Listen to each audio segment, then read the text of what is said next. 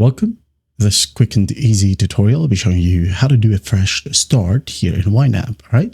So first up, go ahead and log into your account, and once you're in here on your dashboard, just go ahead and click on your plan right here at the top left.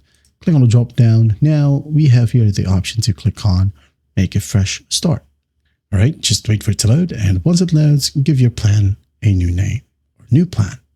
Okay. Let's say, for example, I'm going to go ahead and name it Plan 2 Sample. Okay. Now, starting fresh right here will let you start planning from today without having to set up a brand new plan.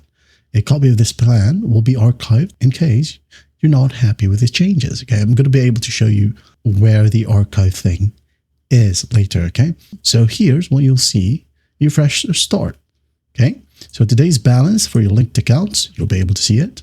And unlinked accounts will start with a 0 balance for you to update with today's balance. Okay. You have that flexibility as well.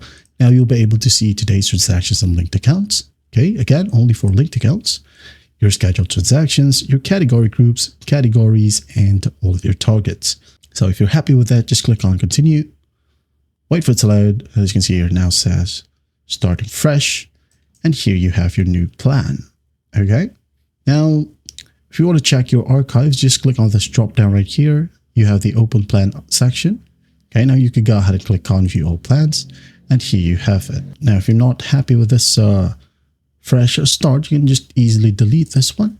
Delete, create a new plan from here if you want to, or you can go back to the home section. As you can see here, it says archive. Don't worry, you can just rename it. Just click on it and click on plan settings and just delete the archive text. Okay, hit on apply, wait for it to load. And then once it loads, here you have your old plan. Okay, there you have it. But I hope this video helps, and I'll see you in the next one.